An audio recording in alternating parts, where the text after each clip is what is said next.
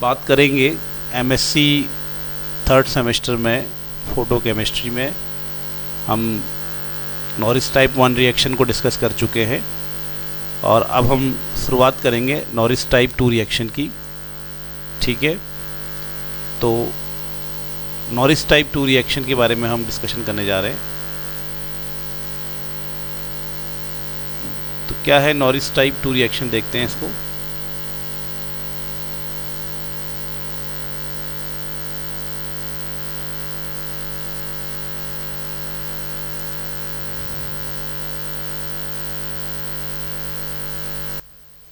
Norris type 2 reaction एक बहुत ही important reaction है कार्बोनल कंपाउंड की। जैसे कि हम पीछे देख चुके हैं नॉरिस टाइप 1 रिएक्शन को हमने देखा था, तो नॉरिस टाइप 1 रिएक्शन में भी हमारा एक कीटोन या एल्डिहाइड रिएक्शन कर रहा था और लाइट की प्रेजेंस में वो रिएक्शन हो रही थी। तो बिल्कुल इसी प्रकार यहाँ पर भी कीटोन और एल्डिहाइड ही होगा और लाइट की प्रेजेंस होगी। तो फिर आपको कैसे मालूम चलेगा कि मुझे नॉरिस टाइप 1 रिएक्शन करनी है या नॉरिस टाइप 2 रिएक्शन करनी है? तो आपको ये देखना होगा कि आपके नॉरिस टाइप 2 रिएक्शन के लिए आपको ये देखना होगा कि आपके एल्डिहाइड या कीटोन में, ये आपके जो कार्बोनल कंपाउंड में आपका गामा हाइड्रोजन प्रेजेंट होना चाहिए। ठीक है, तो हमारे इस एल्डिहाइड या कीटोन में क्या प्रेजेंट होना चाहिए? हमारे एल्डिहाइड कीटोन में गामा हाइड्रोजन प्रेजेंट होना चाहिए। गामा हाइड्रोजन किसको कहते हैं, एक बार आप स्क्रीन में ज़रूर देखिए। ये जो हमारा कार्बोनाइल कंपाउंड है, ये जो हमारा CO ग्रुप है, इसको CO ग्रुप कहते हैं हम, इसको कार्बोनाइल ग्रुप कहते हैं। ये जो हमारा CO है, इसको कार्बोनाइल ग्रुप कहते हैं। इससे जुड़ा हुआ कार्बन हमारा अल्फ़ा कार्बन कहलाता है। फिर देन ये हमारा इसके बाद बीटा कार्बन है और फिर इसके बाद गामा कार्बन है। ठीक है, और गामा कार्बन से जो हाइड्रोजन जुड़ा होगा उसको गामा हाइड्रोजन कहते हैं। तो अगर हमारे किसी एल्डिहाइड या कीटोन में, अगर हमारे किसी एल्डिहाइड या कीटोन में गामा हाइड्रोजन दिया हो और रिएक्शन में लाइट दी गई हो, तो हमें वहाँ पे नॉरिस टाइप 2 रिएक्शन करानी होगी। हमें वहाँ पे नॉरिस टाइप 2 रिएक्शन करानी होगी। इसको एकदम अच्छे से अपने दिमाग में बैठा लीजिए कि अगर एल्डिहाइड या कीटोन में हमें क्या दिया हो, गामा हाइड्रोजन दिया हो और लाइट की प्रेजेंस दी हो, तो फिर ऐसी कंडीशन में हमें वहाँ पे क्या करानी होती है, नॉरिस टाइप 2 रिएक्शन करानी होती है। अब इस रिएक्शन में होता क्या है, आपने मैकलेफार्टे पढ़ा होगा, नहीं पढ़ा है तो कोई बात नहीं है। मैकलेफार्टे रीअरेंजमेंट जैसी रिएक्शन होती है। तो हम यहाँ पे अब आपको बताएंगे कि आपको करना कैसे है, इसको देखते हैं। तो सबसे पहले स्टेप में हम क्या करेंगे, सबसे पहले स्टेप में हमें क्या करना है, सबसे पहले तो आप देखेंगे एल्डिहाइड कीटोन है और गामा हाइड्रोजन है, तो आपने सीधे सीधे क्या कर देना है, लाइट की प्रेजेंस है तो आपने सीधे सीधे होमोलिटिक बॉन्ड क्लेवेज करना है। यहाँ पर जो हमारा हाइड्रोजन है, यहाँ पे आप होमोलिटिक बॉन्ड क्लेवेज करेंगे गामा पोजीशन पे, और आप जो हमारा CO है वहाँ पर आपने होमोलिटिक बॉन्ड क्लीवेज करना है। ठीक है, और ये जो गामा हाइड्रोजन है, इस गामा हाइड्रोजन को H डॉट को, इस H डॉट को इस O डॉट के साथ लेके आना। ये एक इलेक्ट्रॉन O पे आएगा, ये एक इलेक्ट्रॉन H पे आएगा, तो ये H डॉट इस O डॉट के साथ जुड़ जाएगा और हमें क्या मिलेगा, हमको इस प्रकार से, ये तो सिंगल बॉन्ड हो गया, यहाँ पे एक डॉट आया था और ये इस डॉट ने क्या करा, H के साथ बॉन्ड बना लिया। और ये इलेक्ट्रॉन इस कार्बन पे आएगा, तो इस कार्बन पे मैं एक डॉट दिखा देता हूँ। ठीक है, इस प्रकार से आ जाएगा और ये एक इलेक्ट्रॉन तो H ले गया, H डॉट यहाँ जुड़ गया और एक इलेक्ट्रॉन आपका इस वाले कार्बन पे आ जाएगा, इसको यहाँ पे दिखाते हैं। तो इस प्रकार से जो पहले स्टेप में क्या बन जाएगा, इस प्रकार से पहले स्टेप में बाई रेडिकल का फॉर्मेशन हो जाता है। ठीक है, तो किस प्रकार से हुआ है बाई रेडिकल का फॉर्मेशन, तो लाइट की प्रेजेंस में क्या हुआ, होमोलिटिक बॉन्ड क्लेवेज करना है और एक बॉन्ड आपने कहाँ तोड़ना है, यहाँ CO पे एक बॉन्ड को आपने, पाई बॉन्ड को आपने होमोलिटिकली तोड़ना है और एक इलेक्ट्रॉन O के पास और दूसरा इलेक्ट्रॉन हमारे कार्बन के पास चला जाएगा। और इसी प्रकार से हमें होमोलिटिक बॉन्ड क्लेवेज इस गामा पोजीशन पे भी करना है। ठीक है, यहाँ पर भी हम होमोलिटिक बॉन्ड क्लेवेज करेंगे, एक इलेक्ट्रॉन इस H के पास और दूसरा इलेक्ट्रॉन इस कार्बन के पास आ जाएगा। फिर ये H डॉट और ये O डॉट आपस में बॉन्ड बना लेंगे और ये यहाँ पे आ गया और ये एक डॉट यहाँ पे रह गया, तो ये बाई रेडिकल हमारा बन जाता है। अब ये बाई रेडिकल जब बन जाएगा तो आगे रिएक्शन फिर किस प्रकार से होगी उसको देखते हैं। तो यहाँ पे आगे रिएक्शन जो है इसके दो तरह से रिएक्शन हो सकती है, तो मैं इसलिए दो यहाँ पे एरो खींच दे रहा हूँ। तो दो टाइप से हो सकती है। सबसे पहला ये है कि ये दोनों रेडिकल्स जो हैं आपस में क्या हो जाएं, कंबाइन हो जाए। ये दोनों रेडिकल आपस में, ये रेडिकल और ये रेडिकल कंबाइन हो जाए और यहाँ पे हमारा साइक्लाइजेशन हो जाए, साइक्लिक रिंग बन जाए। तो ये हमारा यहाँ पे एक पॉसिबिलिटी है। तो यहाँ साइक्लाइजेशन हमारा एक संभावना है जो हो सकती है, ठीक है। तो ये इस प्रकार से ये एक डॉट और एक डॉट मिल जाएगा। तो ये ऐसे करके देखो, यहाँ पे देखो ये दोनों डॉट मिल गए, ये साइक्लाइज्ड हो गया। यहाँ पे क्या है, यहाँ पे OH है और यहाँ पे हमारा एक बॉन्ड है, ठीक है। तो इस प्रकार से ये बन गया हमारा। तो ये एक साइक्लिक हमारा यहाँ पे प्रोडक्ट बन सकता है नॉरिस टाइप 2 में। और दूसरा क्या है, दूसरी पॉसिबिलिटी क्या है उसको हम देखते हैं। तो दूसरी पॉसिबिलिटी ये है, इसको ब्लू से दिखा रहा हूँ मैं, कि यार ये नहीं होगा।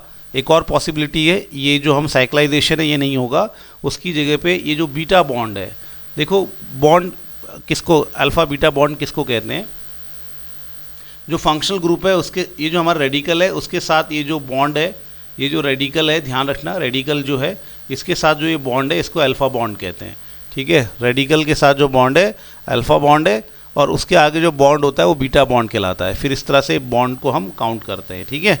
तो ये फंक्शनल ग्रुप के हिसाब से भी हो सकता है, लेकिन हम रेडिकल के हिसाब से बात कर रहे हैं। तो रेडिकल के हिसाब से हमारा जो है, रेडिकल के हिसाब से ये जो हमारा ये जो बॉन्ड है इसको अल्फ़ा बॉन्ड कहते हैं और उसके बाद जो बॉन्ड है वो बीटा बॉन्ड कहलाता है, ठीक है। तो ये बात को ध्यान रखना है, ठीक है। फिर आप देखते हैं कि मैंने आपको बता दिया कि ये अल्फ़ा बॉन्ड होता है और ये बीटा बॉन्ड होता है। तो अब हम क्या करेंगे, अब हम देखेंगे कि दूसरा जो हमारा स्टेप होता है वो क्या है। एक तो हमने बताया साइक्लाइजेशन हो जाएगा, साइक्लाइजेशन हो जाएगा, ये हमारा एक प्रोडक्ट बनेगा। दूसरा है कि यहाँ बीटा बॉन्ड क्लेवेज हो सकता है, ठीक है। यहाँ बीटा बॉन्ड का क्लीवेज होता है, ठीक है, और उसकी वजह से भी यहाँ पे प्रोडक्ट बनते हैं। तो बीटा बॉन्ड के क्लेवेज की वजह से प्रोडक्ट कैसे बनते हैं ये थोड़ा इंटरेस्टिंग रहेगा समझना, इसको समझिए, ठीक है। तो ये हम देखते हैं इसको। तो यहाँ पर आपका ये जो OH है इसको मैं ऐसे दिखा रहा हूँ और ये हमारे पास यहाँ पर देखिए बॉन्ड ब्रेक हो गया। तो एक रेडिकल यहाँ पे आ गया, एक रेडिकल ऑलरेडी यहाँ पे था, ठीक है।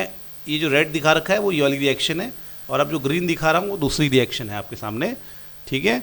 तो ये एक रेडिकल यहाँ आ गया, एक रेडिकल ये है और एक रेडिकल यहाँ पे है, एक रेडिकल यहाँ पे है। तो ये इस तरह से आप देखिए ऐसा बन जाएगा, ठीक है। अब देखो क्या होगा, तो ये दोनों रेडिकल फिर आपस में कंबाइन हो जाएंगे और ये दोनों रेडिकल फिर आपस में कंबाइन हो जाएंगे और यहाँ पर क्या बन जाएगा सोचो। तो यहाँ पे आपका OH है और फिर यहाँ पे बॉन्ड है, यहाँ पे डबल बॉन्ड है और यहाँ पे आपका क्या आ गया, डबल बॉन्ड आ गया।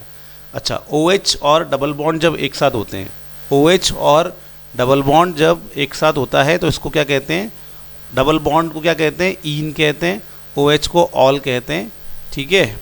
OH के लिए ऑल लगाते हैं तो इनॉल बन गया। तो इनॉल ज़्यादा टिकता नहीं है, इनॉल ज़्यादा टिकता नहीं है, ये इनॉल जो है वो चेंज हो जाता है, टॉटोमराइज हो जाता है, ठीक है। ये पाई बॉन्ड को आपने यहाँ खिसकाना है, टॉटोमराइज हो जाता है यानी कि एक दूसरे फंक्शनल ग्रुप में कन्वर्ट हो जाता है। एक फंक्शनल ग्रुप का दूसरे फंक्शनल ग्रुप में कन्वर्ट हो जाना, इसको टॉटोमराइजेशन कहते हैं। तो ये पाई बॉन्ड यहाँ शिफ्ट हो जाएगा, तो ये आगे यहाँ पे डबल बॉन्ड O, ठीक है, और यहाँ पे H आ जाएगा, इस जगह पे H आ जाएगा, तो ये CH3 बन जाएगा। तो यानी कि दो प्रोडक्ट बनेंगे, एक एल्कीन बनेगा और एक कीटोन बनेगा। तो यहाँ पर आपको क्या ध्यान रखना है कि जब हम नॉरिस टाइप 2 रिएक्शन करते हैं किसी एल्डिहाइड या कीटोन की, तो सबसे पहले तो उसमें गामा हाइड्रोजन होना ही चाहिए।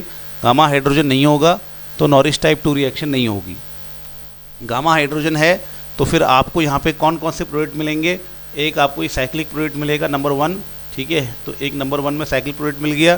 फिर नंबर 2 आपको एक एल्कीन मिलेगा, ठीक है, और नंबर 3 आपको एक क्या मिलेगा, एक यहाँ पे एल्डिहाइड, एक आपको कीटोन मिलेगा।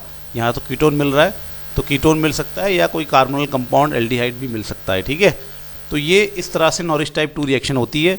नॉरिस टाइप 1 और नॉरिस टाइप 2 अगर दोनों ही पॉसिबल होंगी, जैसे यहाँ पर नॉरिस टाइप 1 भी हम करा सकते हैं।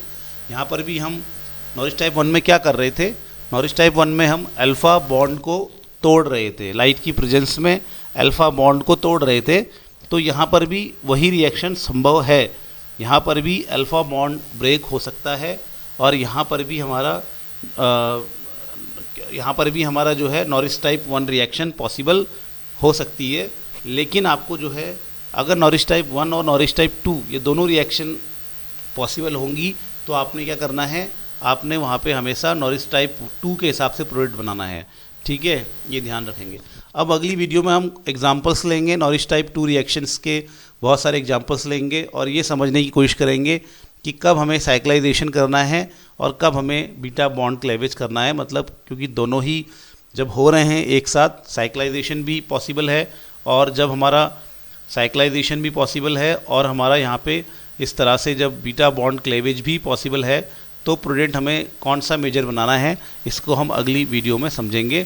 फ़िलहाल के लिए नॉरिस टाइप 2 जब एग्जाम में आएगी तो लिखिएगा कि गामा हाइड्रोजन, क्या लिखना है, गामा हाइड्रोजन कंटेनिंग एल्डिहाइड और ketone in presence of light undergo reaction known as a Norrish type 2 reaction and it result cyclic products alkene and carbonyl compound. ठीक है, तो ये आप डेफिनेशन लिखिएगा और एग्जाम्पल में ये लिख लीजिएगा। धन्यवाद, अगली वीडियो में मिलते हैं। प्लीज़ चैनल को लाइक, शेयर एंड सब्सक्राइब कीजिए। Thank you, take care.